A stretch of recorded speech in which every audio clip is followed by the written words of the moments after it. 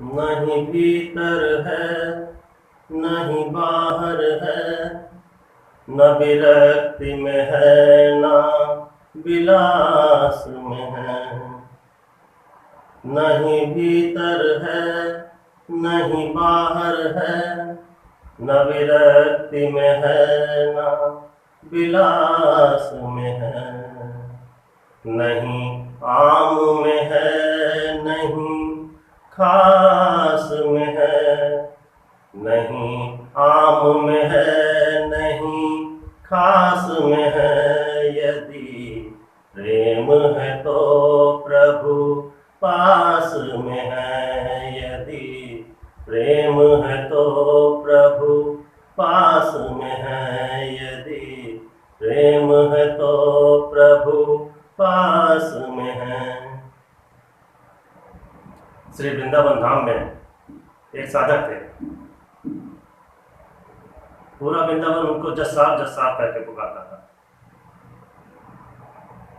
तो किसी ने पूछा इनको जस साहब क्यों कहते हैं?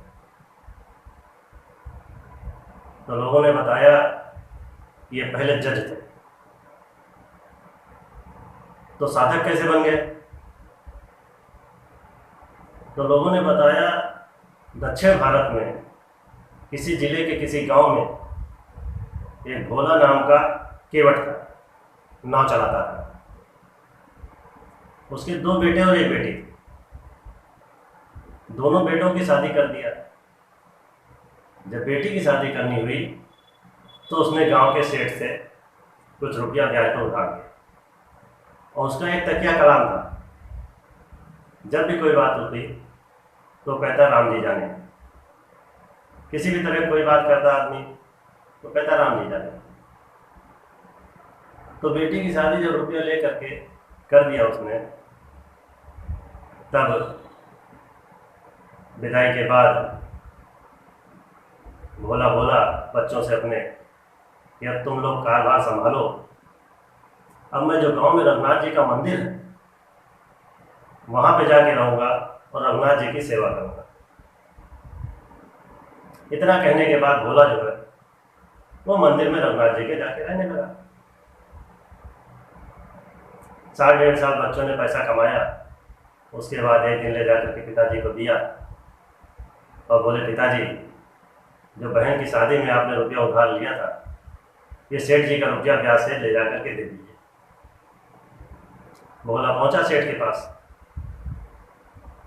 सेठ जी ने पूरा हिसाब किताब बनाया, इतना ब्याज, इतना सूद, इतना मूलधन सारा बना करके उससे पैसा पूरा ले लिया और तारीख डाल करके यहाँ से हमारे इसकी कोई देनदारी नहीं है, पर्ची भोला को दे दिया। भोला ने पर्ची जेब में रख ली। तो सेठ जी बोले, अरे भोला देख तो लो पर्ची में क्या लिखा है। तो भोला ने अपनी आदत के अनुसार बोले रघुनाथ जी जाने। जब सेठ जी ने ये सुना तो सेठ जी के मन में लालच आ गया। सेठ जी ने सोचा कि इससे दोबारा पैसा लिया जा सकता है। तो सेठ जी बोले, अरे भोला वो पर्ची तो उसमें तारीख डालना भूल गया, और तुम 1 गिलास पानी ले आओ। तो जब वो पानी लेने गया तब तक सेठ जी ने उस पर्ची को अपनी डायरी में रखा और दूसरी पर्ची उसी तरह की गोद गाद करके उसको दे दिया। भोला ने पर्ची जेब में रखी और चला गया रघुनाथ जी के मंदिर। 1 महीने बाद सेठ जी ने कोर्ट के द्वारा नोटिस भेजा भोला को कि भोला ने मुझसे रुपया उधार लिया था और अब मांगने में कह रहा है मैंने दे दिया। और नोटिस पढ़ने के बाद भोला परेशान हो गया, ये क्या हो गया। तारीख पर पहुंचा वहां कोर्ट में, तो जिस कोर्ट में भोला की पेशी थी उस कोर्ट में यही जज साहब थे, जज की कुर्सी पे। तो जज साहब बोले, भोला तुमने रुपया उधार लिया था? भोला बोला हाँ लिया था सरकार। तो दिया क्यों नहीं?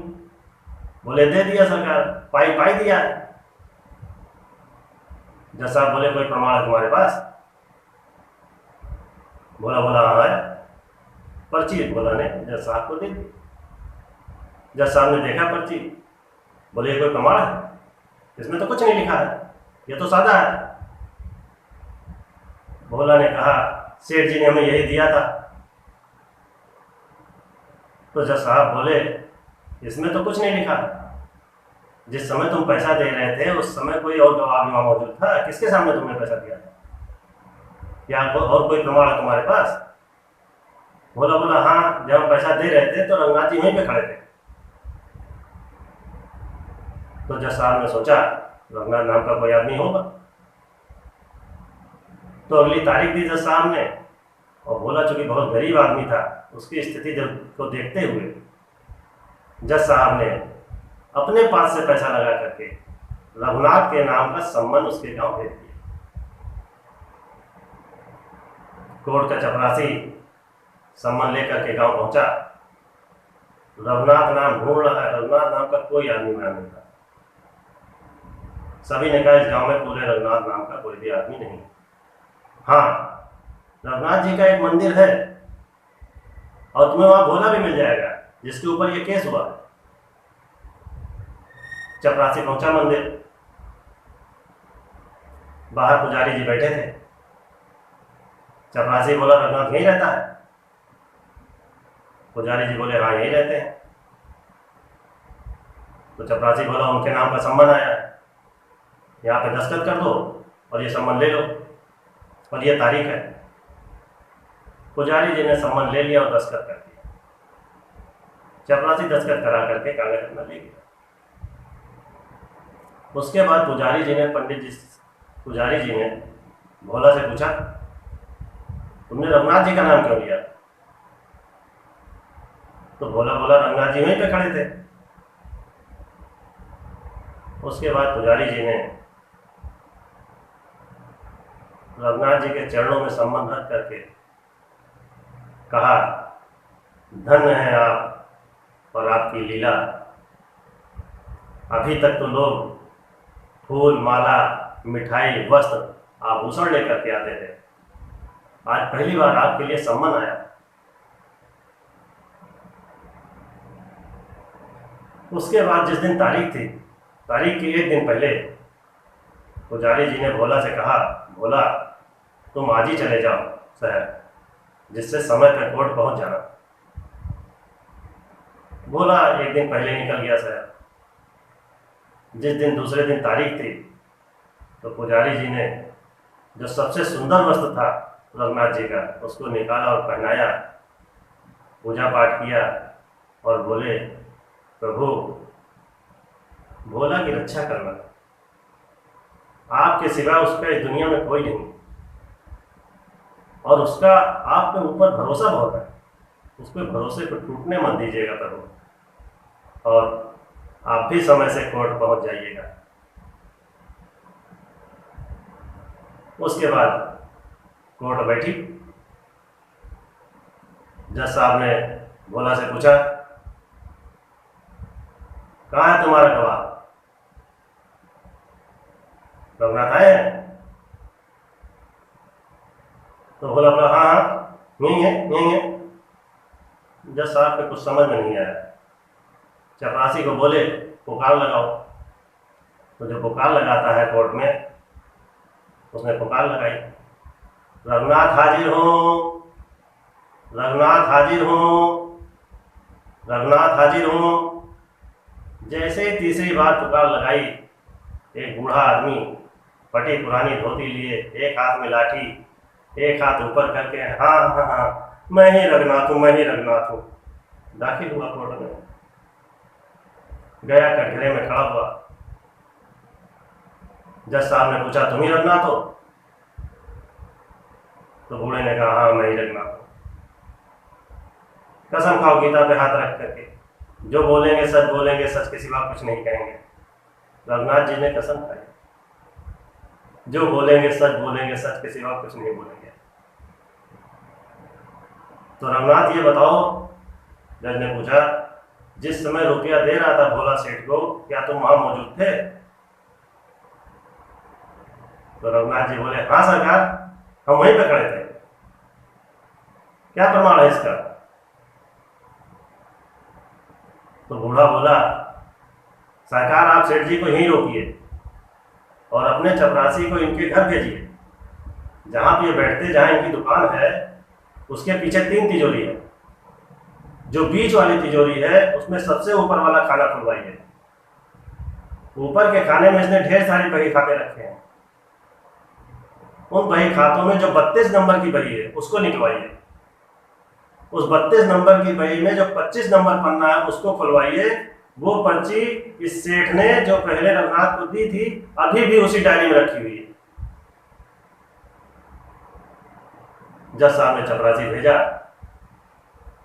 चपरासी गया, जहां जहां रघुनाथ जी ने बताए थे भगवान तो अंतर्यामी, पर्ची ठीक उसी जगह मिली। चपरासी लेकर के आया पर्ची, जज साहब को दिया। जज साहब ने देखा, जज साहब ने सेठ को दंड दिया और रघुनाथ को बाइज्जत बरी किया। उसके बाद जज साहब अपने कार्यालय जो कक्ष होता उनका पीछे का, उसमें जाके बैठे और भोला को बुलवाए और मन ही मन सोचने लगे, आज तक ऐसा कोई गवाह नहीं आया मेरे जीवन में जो एक ही बार में केस को खत्म कर दे। फिर भोला से पूछे, अच्छा भोला ये बताओ, ये तुम्हारे रघुनाथ जी कहाँ रहते हैं? तो भोला बोला, जहां हम रहते हैं। तुम कहाँ रहते हो? जहां रघुनाथ जी रहते हैं। भोला बोला। तो जज साहब बोले, अच्छा, तुम दोनों एक ही गांव के हो? तो भोला बोला, नहीं साहब आप समझे नहीं, ये वो रघुनाथ नहीं है, ये वो रघुनाथ है जिनका मंदिर है। तो जज साहब बोले, देखने से तो नहीं लगता कि इन्होंने मंदिर बनवाया होगा। भोला बोला, आप समझ नहीं रहे हैं, ये मंदिर बनवाने वाले रघुनाथ नहीं, ये जिनका मंदिर है, जो मंदिर के अंदर बैठे हैं, ये वो रघुनाथ है। और इसी बीच में वो बूढ़ा रघुनाथ गायब हो गया। जज साहब बोले, क्या बोल रहे हो? जज साहब की तो बोलती बंद हो गई। क्या बोल रहे हो? सही बोल रहे हैं सरकार। जज साहब ने चपरासी को बुलाया, तुम किसको दे करके आए थे सम्मान? रघुनाथ को? नहीं सरकार, वो पुजारी जी बाहर बैठे थे, उन्होंने कहा रघुनाथ जी यहीं रहते हैं, तो हमने पुजारी जी को दिया था। जज साहब परेशान, सोचने लगे। उसके बाद दूसरे दिन जज साहब उस गांव गए जहां भोला रहता था और पूरा गांव ढूंढ डाले, रघुनाथ नाम का कोई आदमी नहीं मिला। लोगों ने बताया यहाँ रघुनाथ नाम का कोई आदमी नहीं है। हाँ, रघुनाथ जी का मंदिर है, भोला भी वहीं रहता है। जज साहब मंदिर गए, इत्तेफाकन भोला तो वहां नहीं दिखा, लेकिन रघुनाथ जी के दर्शन करने जज साहब अंदर जब गए तो उन्होंने देखा जो बूढ़ा कटघरे में खड़ा होकर के गवाही दे रहा था, वही बूढ़े की मूर्ति रूप में है, सेम वही मूर्ति। जज साहब पैर पकड़ के बहुत रोए। उसके बाद घर आए, दरवाजा बंद किया और फूट फूट के लगे रोने, बहुत रोए। पत्नी ने पूछा, क्यों रो रहे हो? तो जज साहब बोले, शारद शेष महेश गणेश के, शारद शेष महेश गणेश के ध्यान में जो नहीं आवत है, शारद शेष महेश गणेश के ध्यान में जो नहीं आवत है, सोई आज विनीत सोई आज विनीत अदालत में, केवटा के गवाह कहावत है। सोई आज विनीत अदालत में, केवटा के गवाह कहावत है। पत्नी बोली, आपको तो खुश होना चाहिए, दर्शन मिला तो चाहे धोखे से ही मिला। जज साहब बोले, मैं इसलिए नहीं रो रहा हूं कि वो चले गए, मैं इसलिए रो रहा हूं कि जिसकी अदालत में, जिस भगवान की अदालत में सारा संसार जा करके खड़ा होता है, आज उस भगवान को मैंने अपनी अदालत के कटघरे में लाके खड़ा कर दिया। मैं भगवान को मुंह दिखाने लायक नहीं रहा, मैं उनको क्या मुंह दिखाऊंगा। ये कह करके जज साहब बहुत रोए। और आपको बताएं, ये एकदम सच्ची घटना है, ज्यादा से ज्यादा 40-50 साल पुरानी घटना है दक्षिण भारत की। और ऐसा प्रबल वैराग्य आया जज साहब को कि उसी दिन जज की कुर्सी से इस्तीफा दे दिया और चले आए वृंदावन धाम।